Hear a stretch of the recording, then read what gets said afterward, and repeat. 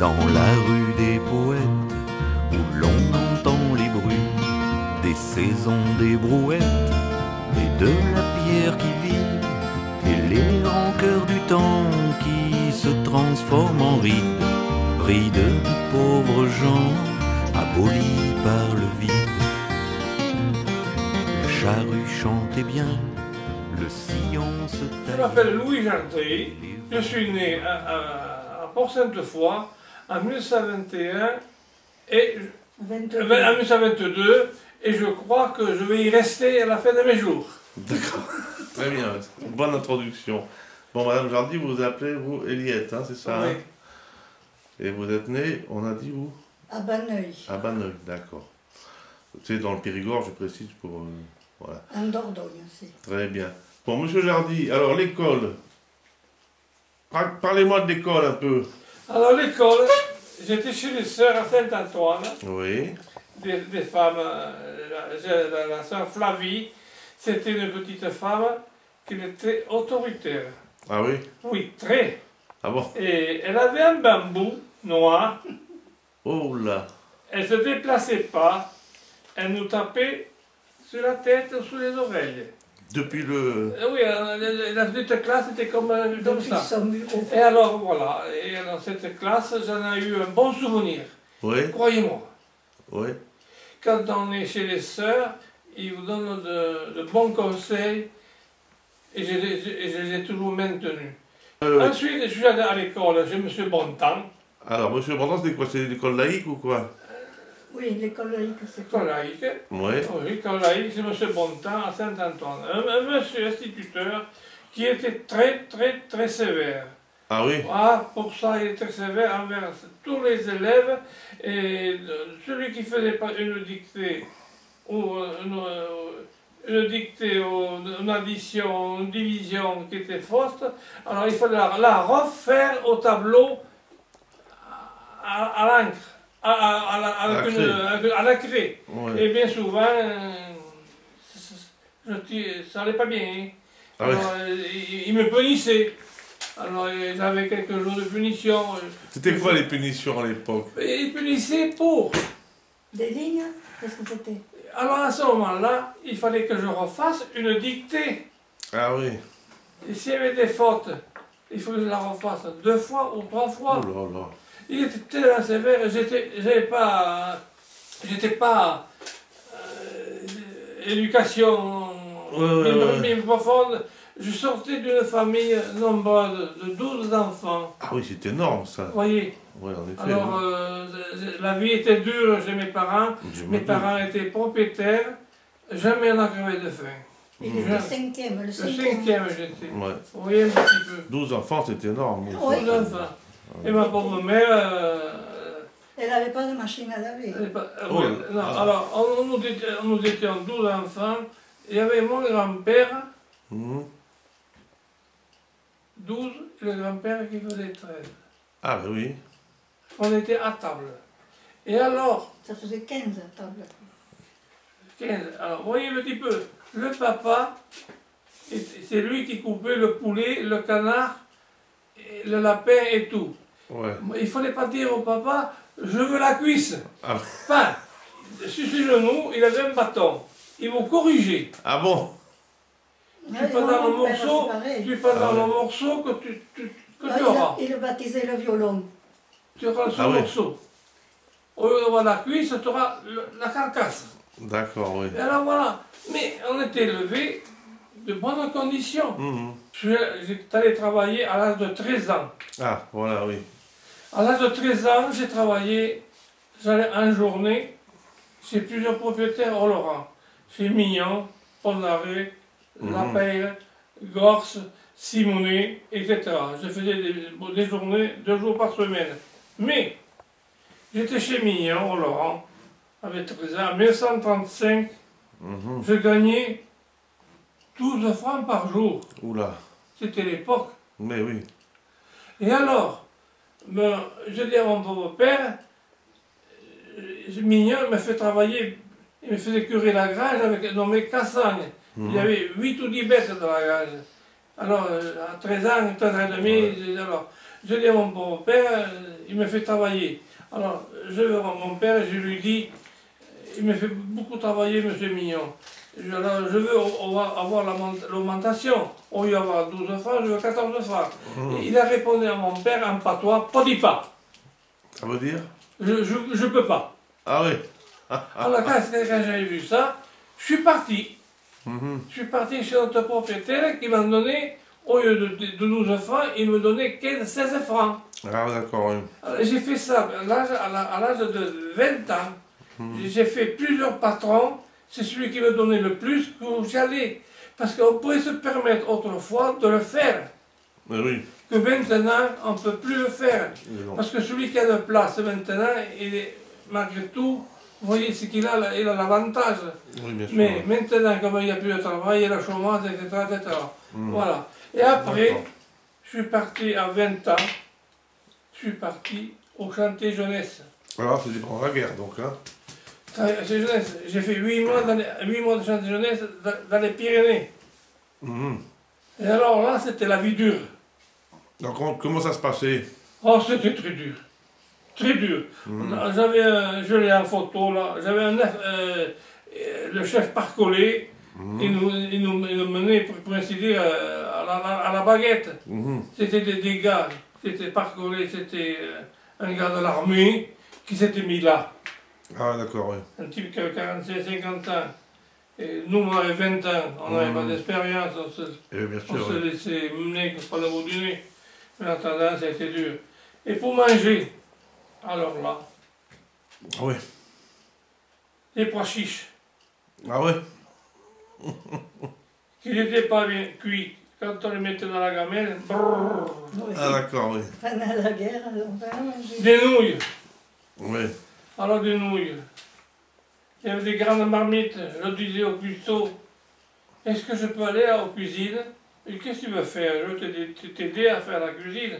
Puis en même temps, je veux racler le fond de la marmite, qui avait des nouilles. Et je mangeais ça. Ah oui, d'accord, oui. Moi, et tant d'autres. Oui, bien sûr, oui. Vous voyez un petit peu. Oui. Et alors, ça fait que j'étais de service ce jour-là. Un jour c'était moi, le lendemain c'était un autre. Oui, bien sûr. Je dis au cuisinier, et je lui dis, bon, alors elle m'avait donné une boule de pain, qu'il fallait que je partage.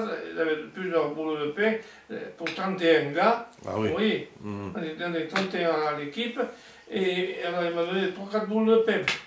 Alors il m'a donné du boudin, alors je lui dis du boudin, tu pouvais m'en donner un peu plus. Du compte au couteau, il passe un couteau, il coupe la moitié. Ça c'est pour l'équipe. Ah d'accord, oui. Oh là là! Quand j'arrive à l'équipe, il me dit, les copains me disent, t'as que ça? Pas la faute des choses, j'en voulais un peu plus. Le gars, il n'a pas voulu m'en donner. Il en a donné la moitié. Et les copains n'étaient pas contents. Oui, mais ça, je me doute, oui. Mais qu'est-ce qu'il vous devait faire comme travail, là Alors à ce moment-là, on allait faire du bois à la montagne, Ah d'accord. pour faire du charbon. Ah oui, oui, d'accord, oui. Alors même moi, à l'époque, j'avais 20 ans. J'avais 20 ans, on avait le droit à faire un ester par jour. Oui. Mais vous aviez des gars qui étaient des étudiants, qui ne savaient pas travailler. Eh oui. Ils étaient en irlandais, Ah oui. à le chef. Mais moi, je faisais mon ester en m'amusant. Oui, d'accord, oui. Voilà. Et alors, le soir, il fallait revenir au baraquement, en planche. Les baraquements en planche. Ah Et alors, les baraquements en planche. Vous voyez le jour en téléphante. mais l'hiver, ça devait être sympa. L'hiver, on caillait, et pas... On était là. Ils Mais allaient en au 20 gave, ans, vous voyez, un ils petit allaient peu au en 20 gave se ans. laver. C'était... Ah oui. On ne s'aperçoit pas. Ouais, ouais, On ne ouais. s'aperçoit pas à 20 ans. Et après, par la suite, j'étais versé au Séversipo. Au Séversipo, c'était plus important. Ah d'accord, oui. Plus important. Et alors là, il y avait des centaines de mulets. Ils allaient travailler à la montagne, ils allaient chercher du charbon, ils avaient ceci, cela. Et par la suite, il y a un copain, le roi, qui s'appelait, il m'a dit, Jardry, je m'en vais. j'ai fini mon temps. Si tu veux être ordonnance du chef Meyer et du chef Génin, ils avaient une jument. C'était moi qui m'occupais de la jument. Elle s'appelait Belle de Jour. Ah oui. Alors, je m'occupais de Belle de Jour. Alors, je recevais à l'époque, il y avait un vaguemestre qui venait, il venait me voir, il me disait, Gendry, il faut que tu nettoies la jument Belle de Jour, il faut la sceller. Ouais. Il faut y mettre sa selle. Mais elle était capricieuse, cette jument. Ah bon? Il fait être deux. Alors, je mettais la selle dessus et le copain la tenait par la bricole et faisait tourner un rond. Et je la scellais comme ça. Ah oui, d'accord. Pour pas qu'elle se roule par terre. Alors voilà.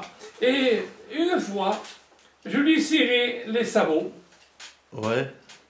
Il fallait les cirer, les sabots bien noirs. Et se retourne. Elle m'a mordu la fesse. Ah bon? J'avais un bleu comme ça. Ah. Il a fallu que j'aille à l'infirmerie, me faire soigner. Mais oui, pardon. J'avais mal. Alors, le copain, il me dit, c'est Belle de Jour qui l'a fait. Bon, bouge pas, j'y vais. Je vais la corriger. Ne la corrige pas, j'aurai un blâme par la suite. Il ne l'a pas corrigé. Mais elle méritait cette jument. Je l'ai en photo, elle était belle cette jument. Alors j'avais un âne qui s'appelait Jaco. Ah. On se disputait pour l'avoir. Ah bon, c'était brave. Il était gentil ce mulet. Il nous suivait comme un petit chien. Ah Puis oui. nous, on le gâtait par moments. On leur donnait un bout de pain, des charlots. Jaco était mignon. Mais alors, pour l'avoir, il fallait se lever de bonne heure. Alors, on partait en forêt avec le bas Ouais. pour aller chercher du charbon. On mettait deux sacs, un sac de chaque côté et un dessus. Ouais, Et ouais. on portait le charbon comme ça. Ah. Et l'âne, il était... Ah ouais, d'accord. c'est Voilà. ça. Et il y en a certains qui étaient malheureux, qui étaient à la montagne. Et ils étaient ravitaillés tous les 15 jours. Ah oui. Ils ne pouvaient pas descendre. Ah bon. C'était un cas disciplinaire. Oui. Celui qui fait une bêtise, Ah d'accord. à la rouillette. Ah oui, ok, d'accord. Ouais. Alors je ne voulais pas y aller, moi. Il fallait marcher le point. Il fallait marcher droit. Alors on marchait droit. Il aime parler. mais- Alors, ça fait sur la route de Saint-Paye à Lourdes, Bétarame, là, on voulait défiler pour aller défiler à Périgueux. On défilait par 5 ou par 6. Et le chef parcolé, un beau jour, il me regarde, il me dit, je te regarde à vous, avec, il me trempe ici, là, avec quoi t'as cousu ton bouton? Je l'avais cousu avec du fil de fer. Ah bon. Et il m'a dit, la prochaine fois, tu auras une punition. Puis en fin de compte, ça tournait, ça virait, Ouais. il a oublié, pauvre. Ouais. Et après, après, on est parti faire les bandages. Ah bon. Dans l'Aude. Ouais. Ah oui, oui, en effet, oui. Dans l'Aude. Ouais. On est parti par... On n'y avait pas, à l'époque, il n'y avait pas de TGV. Et non. Un train de marchandises.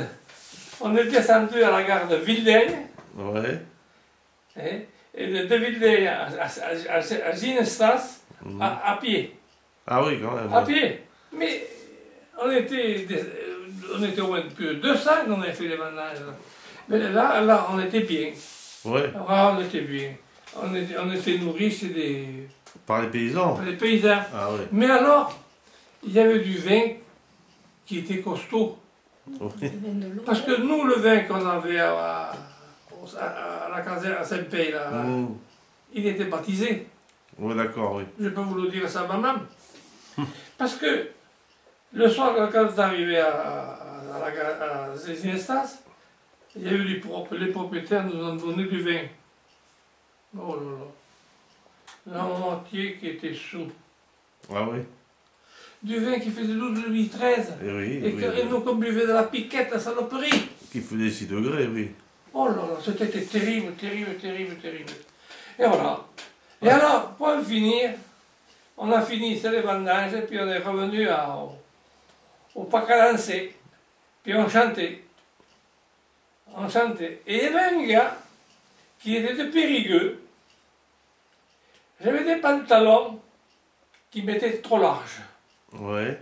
Alors, j'avais mon chef d'équipe, le chef d'équipe Estienne, Ouais. Ouais. un charmant garçon blond, était notre ancien, gentil comme tout. Mhm. Alors, en partant de Ginestas, on avait fait 2-3 kilomètres, il me tirait toujours les pantalons, Ah bon? derrière. Puis il s'est fiché de moi. Il rigolait. Alors je dis à Estienne, ça va plus. Il me dit, t'as qu'à le corriger. Ah bon, comment le corriger? Au moment qu'il me tire mon pantalon, je lui fiche une gifle à la renverse comme ça, Ouais, à ouais, ma ouais. paume de main. Pouf, il est tombé par terre. Ah bon? Le chef d'Estienne me dit, t'as bien fait, Jordi. Alors on est arrivé à abandonner, il était derrière, il est revenu au parc à lancer, Il a fait refait. c'était fini. Ah bah oui. Il a compris. Il a compris. Mais il y avait des gars qui étaient... Je vous raconter une histoire. On Ouais. revenait dans le train, à Bestiaux. Vous On revenez était là. des vendanges? Hein? Vous revenez des vendanges? On revenait de vendanges. Ouais, d'accord. On revenait à Saint-Pé-de-Bigorre. Mhm. Il y avait un gars qui s'appelait, je ne me rappelle plus son nom, oh mon Dieu. Il dormait, Ouais. il était fatigué. Il y a un gars qui lui colle une feuille de cigarette sous la joue. Ouais. Puis avec son briquet, Il allume. il allume. Paf! Le type, ça l'a réveillé. Ça l'a réveillé. À un moment donné, Guillot il s'appelait Guillot. Guillot, il redonne. Mais il dormait un gendarme. Mhm. Le gars revient, de nouveau. Oh pauvre ami. Guillot avait une détente. Je dis, il faut un coup de poing par la figure. Il a tendu sur les copains. Il rigolait. Tu m'as fait mal, tu m'as fait mal. Je dis, eh, tu peux pas rester tranquille, dormir les copains, qui se reposent, qui sont fatigués. C'était fini. Ouais, ça, je veux bien vous croire, oui.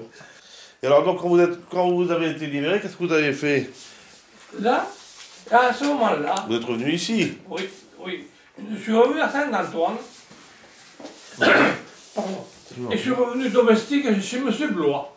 Ah, d'accord. Je suis resté chez M. Blois, j'étais libéré Au bruit. au Breuil. Oui, oui. Et alors voilà ce qui s'est passé. Là, au bout de 2 mois ou 3 mois, l'affaire de Pétel, Laval, Herriot, Bousquet et toute l'équipe, là, Mhm. la classe 42 devait partir en déportation en Allemagne. Ah oui. Dans le canton de Velline, nous sommes partis 16. Ah oui. Mais c'était les STO, ça, ou quoi? STO. C'est ça. On est parti en Allemagne et on a travaillé dans les usines. Mhm. On faisait 12 heures par jour. Ah oui, quand même, oui. Une semaine de jour et une semaine de nuit. Eh ben. Voilà. Et c'était dur. Et Très dur. qu'est-ce que vous faisiez dans le... Des bombes. Ah, des bombes, ah oui, d'accord. Ah oui, en plus. À la chaîne, on soudait, on soudait. Ah, d'accord, oui. On soudait une pièce, l'autre à la chaîne. On était près de 3000 employés. Ah oui, sûrement, oui. Il y avait des Français, il y avait des Tchèques, il y avait des Polonais, il y avait des Ukrainiens, il y avait toutes les nations qui étaient là. Toutes les nations. Eh oui. Et voilà. Et je suis resté ici pas longtemps. Et alors, un beau jour, il y a le fort abatteur qui me dit on y arrive et on va changer de travail. L'arbeit. Eh bien, si vous voulez, on va changer. On va il m'a muté à l'affûtage des tours. Autour, pour les mèches, pour les couteaux, pour les tours, vous voyez un petit peu. Oui. Alors j'étais là. Et je suis tombé je suis tombé sur un Vorarbeiter gentil. Ah bon? Oh là là. Parce que les Allemands, le matin, j'ai le ticket, j'ouvrais votre... J'ai le ticket. Ils mangeaient le matin, à 5h30, pour manger à 6h. On déjeunait à la cantine, pas beaucoup, un quart d'heure. Oui. À 10h, ils mangeaient, à midi, aussi. Et à 14h, ils mangeaient tout le temps, les Allemands. Ouais. Et ce gars-là, ce Vorarbeiter, gentil au possible, Ouais. il me disait, oh, Yardrik, un Frühstück. Frühstück, ça veut dire un bout de pain avec... Ah oui, d'accord. Il me donnait un Frühstück avec un bout de pomme, un peu de beurre, Ouais, un peu de d'accord. ci, un peu de là. Mais il était gentil au possible. Ouais, bien sûr. Gentil. Oui. Puis un beau jour, voilà un monsieur qui arrive, en blouse de blanche, il va voir le Vorarbeiter, le chef d'équipe, il demande, on n'était pas nombreux, on n'était que 4. Ouais. On était au pays des cocagnes. Très bien. On n'était pas brutalisés, rien du tout. Alors il y a voilà un monsieur qui arrive avec une blouse de blanche, il va voir le Vorarbeiter, il attendait qu'il disait, où est André? Là. Un gars qui avait environ une trentaine d'années, une blouse blanche, il parlait français. Il est à Paris. Ah, d'accord. Il s'était mis là. Pourquoi on ne sait pas. Ouais. Et alors, il y avait un gars, un vieux, qui avait fait la guerre de 14-18. Ah oui. Il ne pouvait pas me voir. Ah ouais. Un Français de Schweinerei. Ah, d'accord. Un Français de Schweinerei. Il me traitait de cochon. D'accord. Méchant. Il était à l'affûtage des scies circulaires et des aiguisés. Il en démonte une, il se retourne, il en fout un petit ici. Ah ouais. Il me fait la main. Évidemment, il a fallu que j'aille à l'infirmerie, me soigner, puis me mettre des points. Puis comme ici, là, regarde. Ah ouais. Et ce gars-là, le lendemain ou 2 jours après, je ne l'ai plus revu. Ah. Il a eu un blâme. Et c'est un là. Ah ouais, d'accord, ouais. Mais le gars en blouse blanche, alors lui, qu'est-ce qu'il avait à voir là? Il était ingénieur, il travaillait à l'usine. Ah ouais. Il était ingénieur, il travaillait à la coupe Forschmidt. À la coupe Forschmidt, c'est là où on faisait les bombes. D'accord. Voilà. Et un charmant monsieur, très gentil au possible. Et voilà. Et alors, j'ai fait presque 2 ans là-bas. Ouais. Et alors, je travaillais à l'usine le matin, je me levais de bonne heure. Il y avait 3 km. On y allait à pied. Ah oui, à pied, oui. Avec les copains, on était 4 ou 5, on ne trouvait pas le temps, on discutait, on papotait. On pensait plutôt autre chose que de commencer à avoir marre. Oui, ça, Les c'est Allemands commençaient à piétiner. On entendait le canon russe. Ah oui. Ouh là. Ça commençait à chauffer. C'était où, en fait? En Tchécoslovaquie. Vous étiez en Tchécoslovaquie? Tchétchène-Bodenbach. Ah d'accord, oui. Ah oui. Et alors, Tchétchène-Bodenbach. Alors, je suis resté là. Et alors, 15 jours avant que la guerre finisse,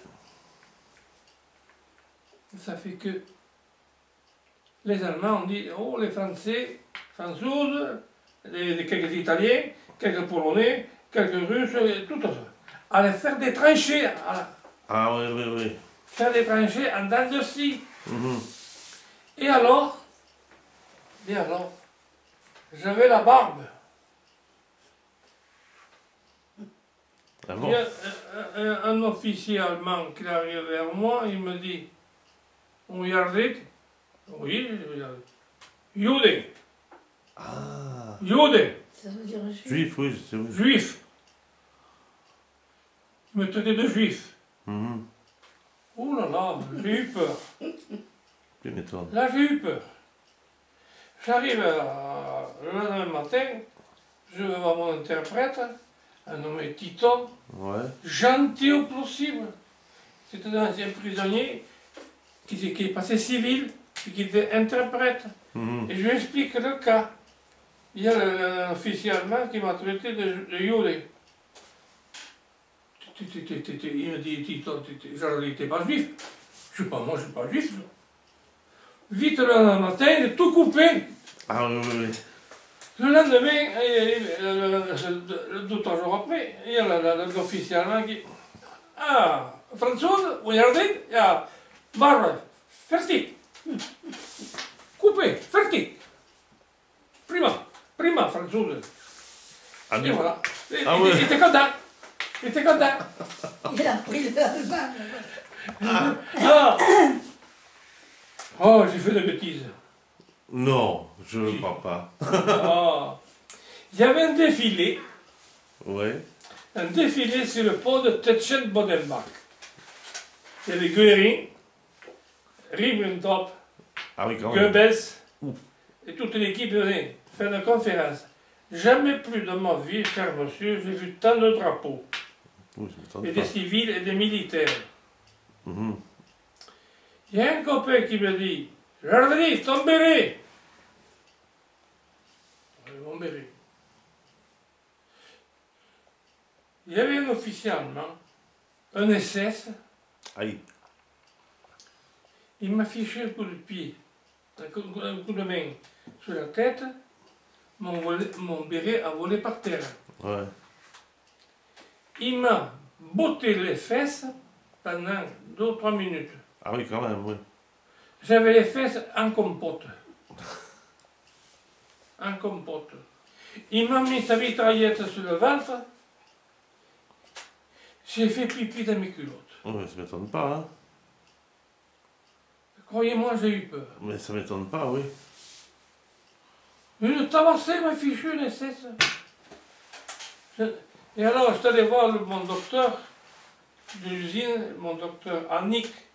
Mhm. Or qu'il est gentil, ce docteur, c'est un Allemand, très gentil. Alors j'ai fait voir mes fesses. Oui, il me dit, qu'est-ce qu'il y a? Il parlait bien français. C'est un SS qui m'a botté les fesses, qui m'a fichu une grosse mitraillette. Je suis le ventre et j'ai fait pipi dans mes culottes. Alors il m'a mis dans la pommade, etc. Je suis resté 3 jours que je mangeais debout. Ah oui. Je ne pouvais plus s'asseoir. Oui, pardon. Je ne pouvais pas m'asseoir. Ah oui, ça m'étonne pas, hein. C'est terrible. Et voilà, et voilà. Et alors, ça commence à chauffer.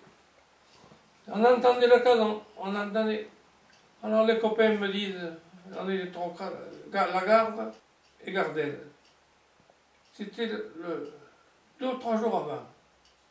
Il me dit, si on partait, il y a un rocher là-bas qui s'avance, mais on n'était pas le seul. Mhm. Qu'est-ce qu'il n'y avait pas comme femme, et comme enfant, et comme un vieillard Ah oui.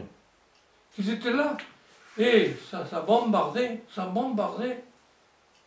Rappelez-vous que les Américains et les Russes, Ah oui, ça, je sais que...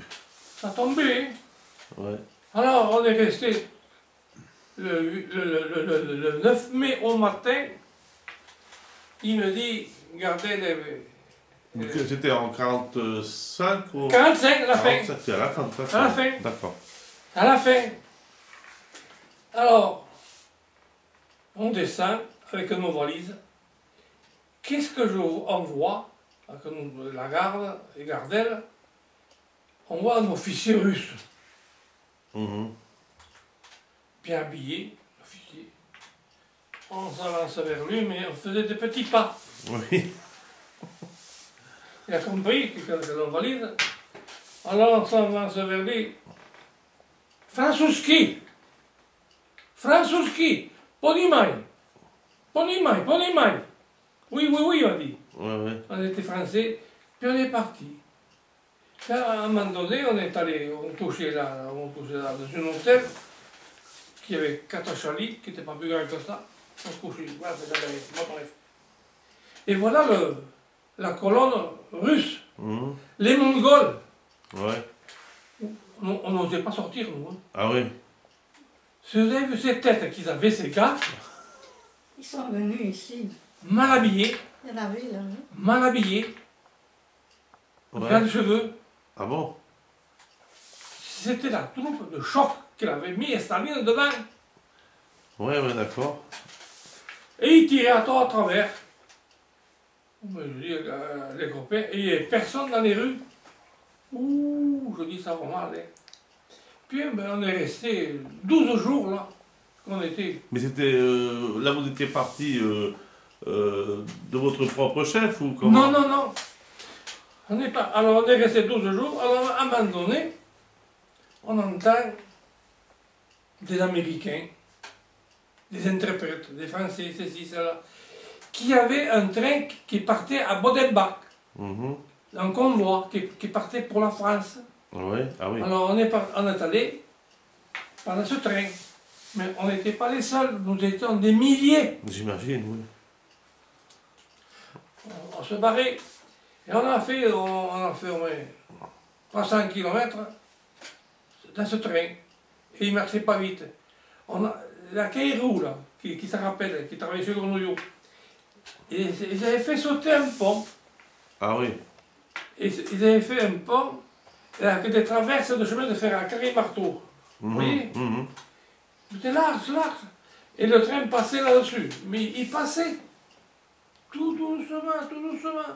On avait peur qu'il tombe dans le ravin. On fait la traversée, et puis quelques jours après, à Leipzig, on est resté là, à Leipzig. C'est un convoi américain qui nous ont pris par des camions, Ah d'accord. qui nous ont menés à Leipzig. De Leipzig, on est allé à Stuttgart. Mhm. À Stuttgart, quand on est passé une belle une belle ville, quand on est passé, Et à puis rien. Razier, il n'y avait rien plus. Ah oui, oui. C'était abominable. Affreux, Mhm. affreux.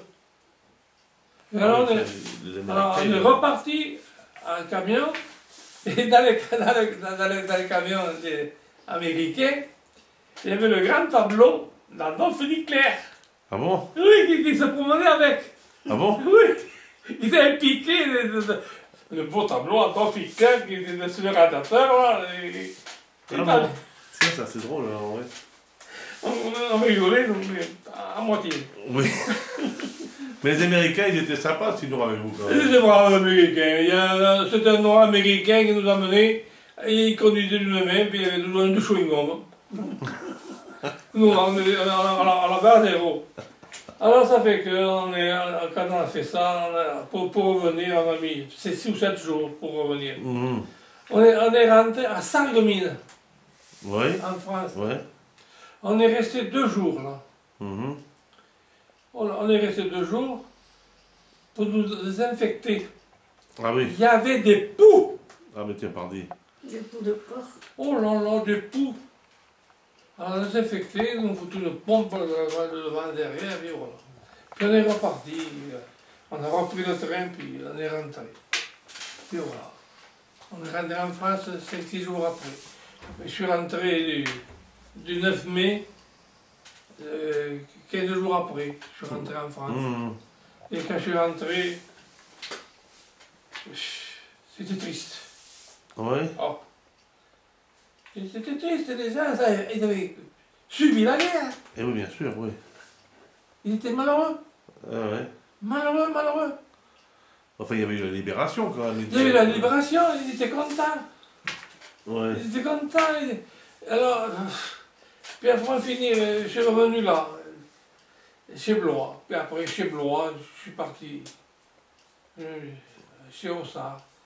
Après, j'étais au pompier. J'ai travaillé chez Grenouillot. T'étais Je marié. me suis marié. Oui, alors. Et j'ai eu 2 enfants. Comment Et vous... voyez ce que j'ai là. Ah. C'est des petits-enfants? Ah là oui, des arrières. Des arrières, diable. Ah, bien. Oui, là c'est les arrières. Voilà. Et l'autre là-bas, c'est quoi le panneau là? Là, Ouais. oh ben là il y a les baptêmes, il y a le grand-père qui tient la petite l'arrière. Ah petite oui, fille. d'accord, oui, je vois. Oui. Là, mais là c'est quand elles étaient à l'école, les 2 aînés. Et après il y a eu le tome. Ah oui, d'accord. Le petit garçon. le petit garçon. Et ça, c'est. Alors, ça, c'est quoi? C'est vos. Arrière petit enfant, arrière. Arrière, oui, d'accord. Arrière, Oh, elles petit sont enfant. mignonnes comme tout, hein. Elles sont Oui, jolies. oui, hein. on a Aux eu deux. écoles, il faut des photos là, aux écoles. On a eu 2 filles. Les pompiers. Oui, des pompiers, des pompons. Alors, attends. Regardez tout ça. Médaille d'honneur des sapeurs-pompiers. Ah, ben voilà. La photo. Voyez, Et l'autre là-bas, c'est quoi? là c'est la médaille d'argent et la médaille merveille. Je vous fais voir quelque chose qui est beau. Mon premier casque Ah, que j'ai oui. eu à Port-Sainte-Foy. Très bien, ça. Mon premier casque, Et alors, médaille d'argent et merveille. racontez un peu comment ça se passait, là, quand vous étiez pompier. La première fois, c'est un copain qui est venu me voir. Est-ce que tu veux rentrer au pompier de Port-Sainte-Foy? Voilà. Du volontariat. J'ai dit oui. Mais après, c'est tout. On est rentré au pompier à Port-Sainte-Foy. On n'était pas nombreux, on était une douzaine. Mhm. Mais nous étions très mal équipés. Oui, j'imagine. Qu'est-ce que vous avez comme Il n'y avait pas du matériel qu'il y a maintenant. Oui. Il y avait une pompe à essence, il n'y avait. Ouais. Il n'y avait pas grand-chose, il n'y avait rien du tout. Pour ainsi dire, à l'époque, il n'y avait pas grand-chose. Mhm. Et alors, en fin de compte, voilà ce qui s'est passé. Je vous l'ai dit tout à l'heure.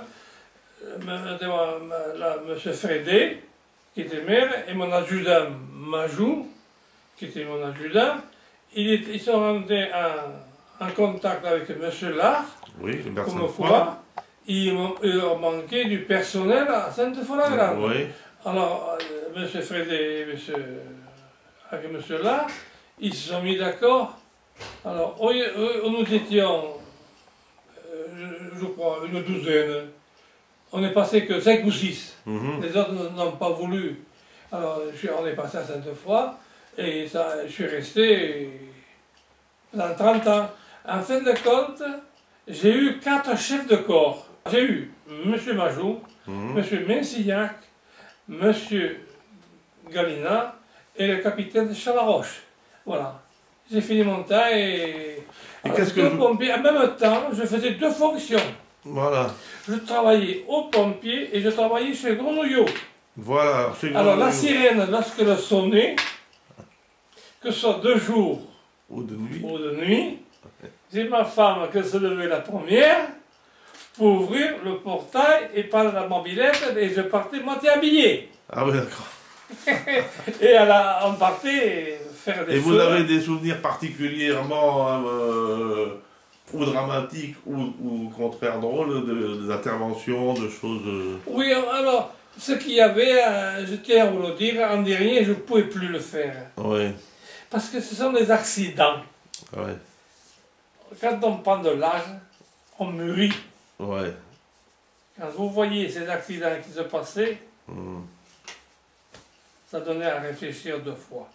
Ah oui, sûrement, oui. Non, en dernier, pour ma femme, je disais, j'ai eu un accident une fois, ça a vous de gagnard, personne ne voulait le ramasser. Où il y a eu le feu, là, c'est carré, là. Ouais, oui. Ils étaient 5 dans la voiture. Mhm. 5. Et ils sont rentrés dans un tilleul. Oula. Il y a eu 4 morts et un bébé de quelques mois qui était collé, projeté contre un grillage. Oh là là. Personne ne voulait aller le ramasser. Ah oui, ça Et c'est un copain qui a été le chercher, un nommé Lacour, Mhm. qui portait cette affaire. Ça, c'est affreux. oui. Affreux, Oui, j'imagine. affreux. C'est un mauvais souvenir.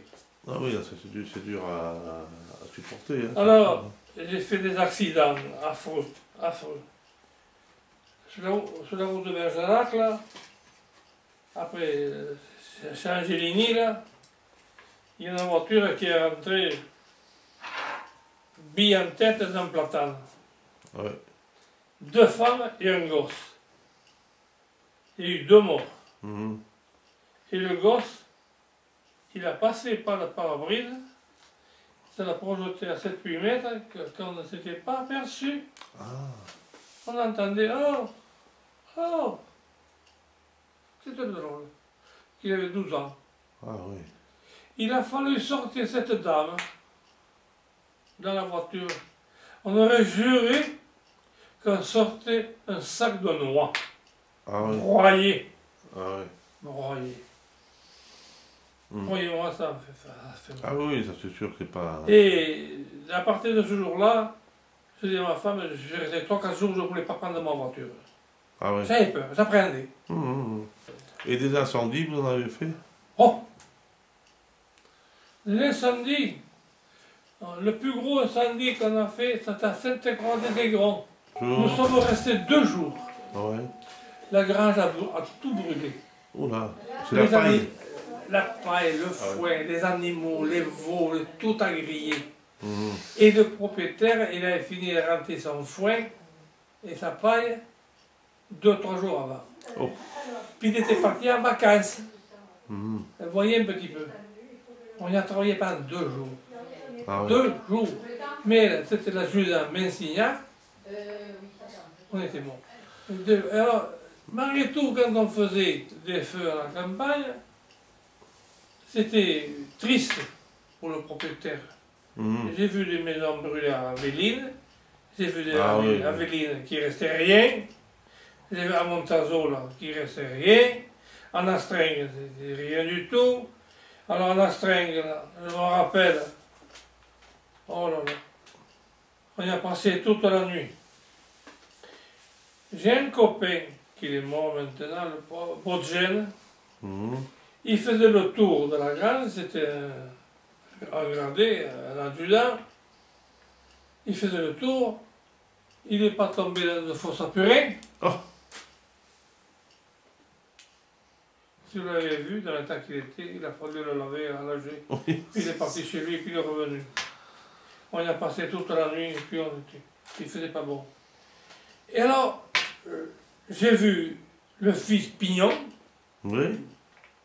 Le fils Pignon, c'était Galina, il m'avait donné, à l'époque c'était Galina, il m'avait donné la responsabilité Mhm. d'avoir des repas le matin ou à midi, pour déjeuner, pour boire, pour le café, ceci, cela. Mhm. Alors je vois le fils Pignon, je lui dis, est-ce qu'on ne peut pas boire du café parce que les hommes sont fatigués, ils voulaient boire un peu de café. C'est le matin vers 5 heures. 5h, 5h30. Moi, il me dit, je reviens. On attend 2 heures, pas personne. Mhm. Alors j'ai vu M. Pignon, qui était maire en Astringue. Mhm. Je lui ai dit, M. Pignon, j'ai vu votre fils.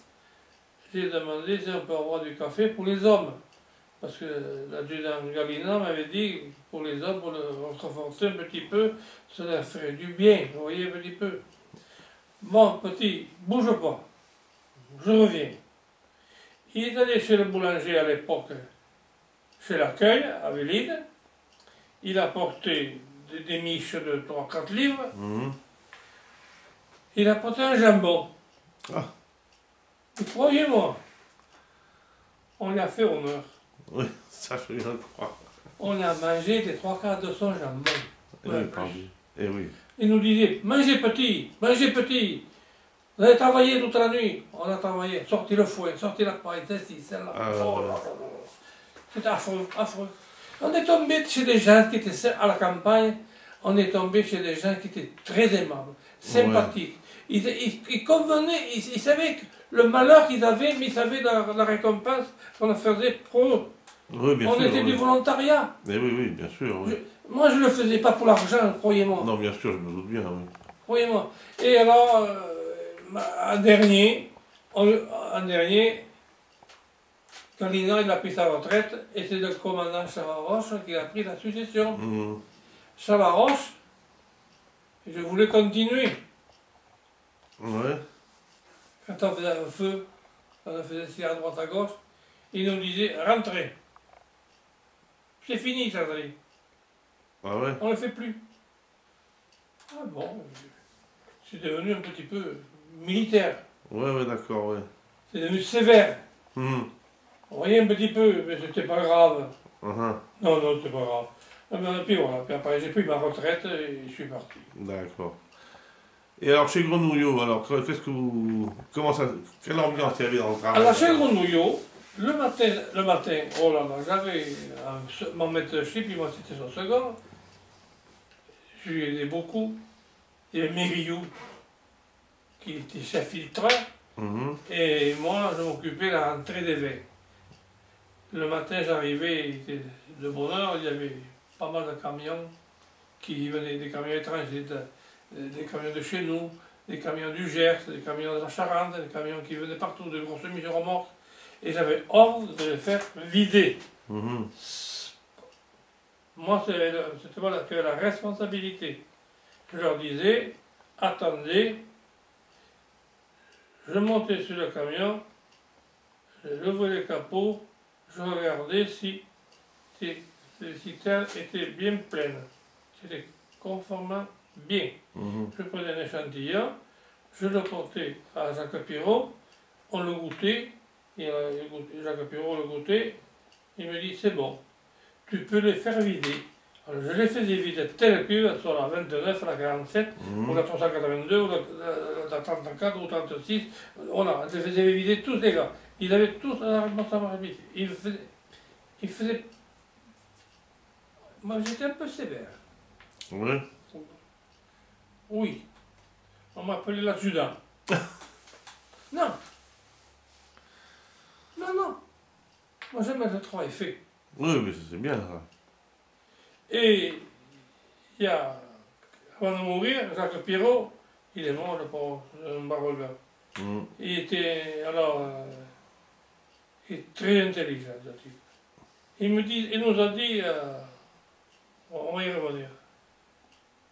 Alors, une fois, il nous a dit, heureusement que j'avais Mériou et Jardry. J'avais deux hommes de confiance. Là, c'est M. Auguste Grenouillot. Oui. Alors, Auguste Grenouillot. Là c'est M. Bligny. Alors, attendez. C'est les membres du bureau, là, tout ça. D'accord. Je suis en photo, un tableau, que je faisais 36 opérations. Ah bon? C'est la maison de Bron, Oui. la maison de Bron de Bordeaux, et M. Tourneau, M. Auguste Grenouillot, M. Bligny, M. Jacques Pirot. Il y avait beaucoup de grandes personnalités. Ce tableau était tout neuf. Alors, M. Tourneau me dit, M. Jardry, vous allez faire une opération. Parce qu'il y avait un sous-sol, il y avait un premier, il y avait un deuxième et un troisième étage. Alors, en tournant mes disques, sous-sol, côté route, sous-sol, le rail de chemin de fer qui rentrait au chez là. Oui. Alors il m'a dit, monsieur Tourneau, et puis monsieur Benoît, monsieur Jardry, vous avez fait une opération à la cuve 47 au sous-sol et qui va monter à la cuve 102 au troisième étage. Bon, je prends mon disque, je tourne, sous-sol, et deuxième étage, cuve 102. J'ai fait ça, et ça marchait. Et j'ai fait plusieurs opérations. C'est-à-dire que c'était une télécommande en fait. Ah oui, il fallait tourner. Ah ouais. Il y avait 12 disques, 36 opérations. Sous-sol, premier, troisième. Et, croyez-moi, j'ai fait ça, mais je me suis dit à ma mère, je me suis assis sur les marches d'escalier, Jacques Pirot me dit, qu'est-ce que tu fais, Louis? Je vais essayer à faire d'autres opérations, parce que j'avais de grosses responsabilités. Ah oui, j'imagine, oui. Et bien, j'y suis arrivé par mes propres moyens. Ah ouais. Tout seul. Ah, c'est bien ça. Tout seul. Mon chien, je l'appelais. Ouais. Ah, j'étais fier. Ben, je comprends, oui. J'étais fier de mon chien. Et voilà. Oh, le chien. Quand ma fille m'a téléphoné le soir, où est papa? Et il est là. Tu diras à papa qu'on lui démolit son chien. Oh, ah oui. J'étais en train de démolir. Mhm. J'ai pleuré. Oui, oui, je comprends, oui. C'était ma vie. Eh oui, ben, oui, J'ai oui. passé ma vie pendant 30 ans. Mhm. 30 ans. Mhm. Et alors, j'avais un maître de chien, il me disait, Louis, il faudra venir demain matin de bonne heure pour pomper du vin. Et du vin, je pompais une moyenne de 3500 à 4000 hectares par jour. Ah oui, quand même, oui. J'avais 2 centrifuges au sous-sol, plus mon tableau de bord, Mhm. qui débitait 200 hectares à l'heure. En Et effet. 2 pompes à piston. Ah oui. Je venais le matin de bonne heure. Et des fois, j'arrivais ici pour manger. Il était midi et demi, une heure moins le quart. Mhm. Parce que j'avais fait mes produits onologiques, que je mettais dans mes cuves. Mhm. J'avais 16 produits onologiques à mettre dedans, Ah oui, d'accord, oui. qu'il fallait mélanger. Mhm. Il ne fallait pas arrêter ma cuverie que je montais au premier, au deuxième, au troisième, que j'avais des cuveries de 500 hectares, 2 de 500 hectares et une de 250 hectares. Il ne fallait pas que je laisse mes produits onologiques qui restent au fond, ils auraient tombé. Il Eh fallait oui. que je les reprenne. Ah oui, d'accord. Il Oui. fallait je les montais, je les Mhm. pompais, alors je finissais de travailler. Alors, ma Mhm. femme est habituée. Puis voilà. Vous regardiez Et- pas, vous regardiez pas l'heure, quoi. Non, Voilà, oui. non, non. Le soir, il restait du vin à pomper dans mes cuves. C'était 6h30, 7h, 8h. Mhm. Je continuais. Oui, oui, voilà, oui. Mais le plus fort, M. Auguste Gournouillot, M. Bligny, et à l'époque, il y avait M. Sandaran, tous les bureaux. Mhm. Quand la sirène sonnait de la journée, j'avais un second qui me remplaçait.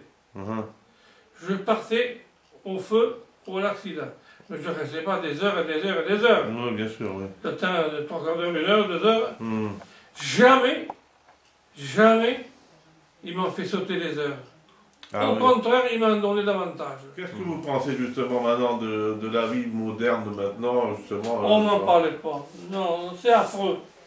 Comme je disais à monsieur Bouisset, là, il faut de tout pour faire un monde. Eh oui, bien sûr, oui. Il faut avoir le respect de qui que ce soit. Mhm. Que ce soit la religion, que ce soit la politique, que ce soit n'importe quoi. Pour moi, il ne faut pas être agressif dans certains domaines. Mhm. Il faut être pacifique, en tout et pour tout. C'est comme ça qu'il faut faire aujourd'hui. Oui, Est-ce oui. qu'il y a des gestes qui se fait aujourd'hui, cette violence? Mhm. Non. Non, j'en suis revenu. Je ne veux pas ça. Oui, c'est sûr, oui. Je ne veux pas ça. Et vous pensez que là, ça revient à la violence ou quoi, là? Mais voyez un petit peu ce qui se passe. Ouais.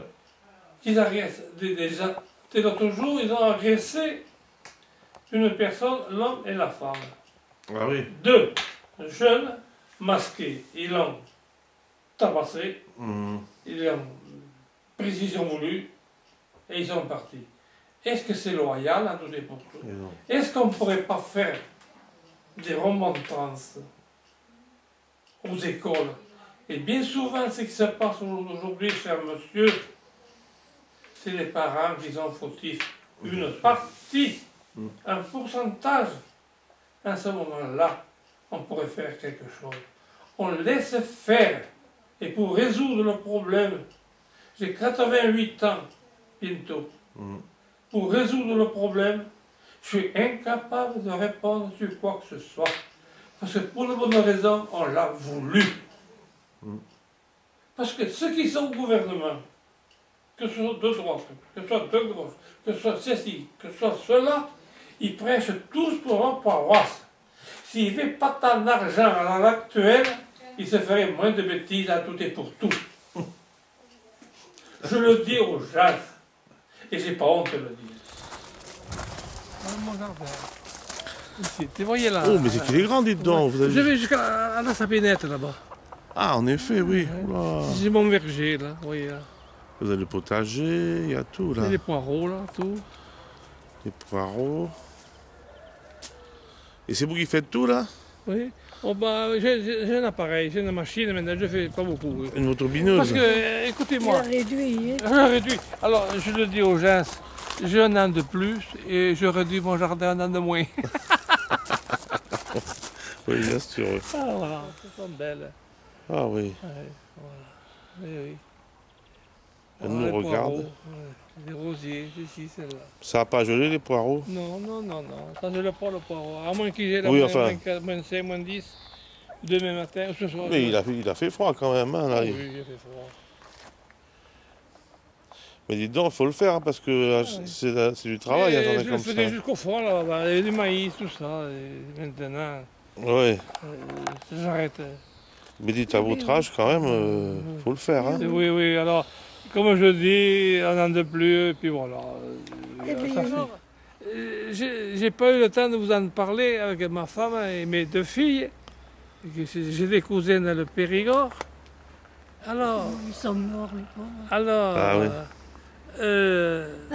on a été manger chez des cousins au Périgord, dans le Périgord noir alors. Mhm. Voilà, ça. Une maison dans les bois.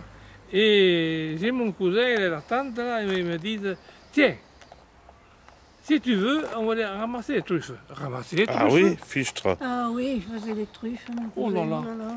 On va ramasser les truffes Mais avec un chien ou comment? avec son chien. Bon, et on y va. Il me dit, bon, allez, on porte un panier, un petit panier. Il m'a donné sa chienne, une truffe. Il prend son couteau, il regarde, une truffe. Il en a ramassé une pleine poche. Mhm. Alors il me dit, maintenant, si tu veux, on va aller ramasser des truffes à la mouche. Ah oui, la mouche, oui. À la mouche. Il avait son bâton, tac, tac, la mouche. Et je dis, non. Bon, attends une seconde. Il y a une qui arrive. Voilà. Oh, la mouche. Effectivement, il tape son couteau, une truffe Ouais, des petites mouches jaunes. jaune. Ouais. Alors, on va dans son chai. Il me dit, regarde, il avait un pot, Une marmite une marmite en fonte, pleine de truffes. Oh, plein de truffes. pas possible. Ah, mais à ce moment-là, Ah non, mais il y en avait. il y a combien? Et C'était en 54. à 54. Ah oui. Et la tante avait fait un poulet Oh là là. Ah, aux truffes. Oui. sous les ailes, sous les Partout. cuisses, des truffes. Oh là là. Ça devait C'était un trotteur. être assez bon quand même, Ça non? c'est bon, oui, croyez-moi. Ouais, elle nous avait bien gâtés. là. Oh là là, ça avait bien gâté. Bah, maintenant, ça coûte tellement cher, les trucs. Alors, Enfin, ceux qui en ont on est remarqué. parti chez mon oncle. Il m'a mis une poche comme ça. Il me dit, à ma femme, tiens, voilà pour vous. Nous, mais il y en a trop. Emportez-la. Il avait ce plein poulet, peut-être 30 ou 40 kilos, il avait, je ne sais pas combien là-dedans. On a fait cette truffe. Ma femme les a fait dans des petites boîtes comme ça. Oui, des petits bocaux, Avec oui. de l'eau de vie, Mhm. de l'armagnac. Ouais. On les a portés chez Sico, on les a assertis, on les a gardés combien d'années? 12 ans. Ah oui, oui. Ah bah oui, en effet, oui. Ça vaut le coup. Hein. Bon, Ça ben, en fait- tout cas, moi je vous remercie beaucoup pour votre accueil. Et puis, Oui. voilà.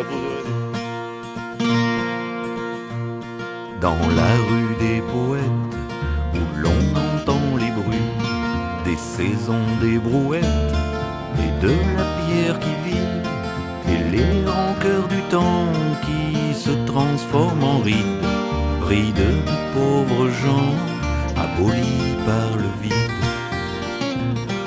La charrue chantait bien, le sillon se taillait, et les vents du matin ne l'ont pas refermé. Marcel se tenait droit, écoutant le silence, en regardant son toit et la fumée qui danse.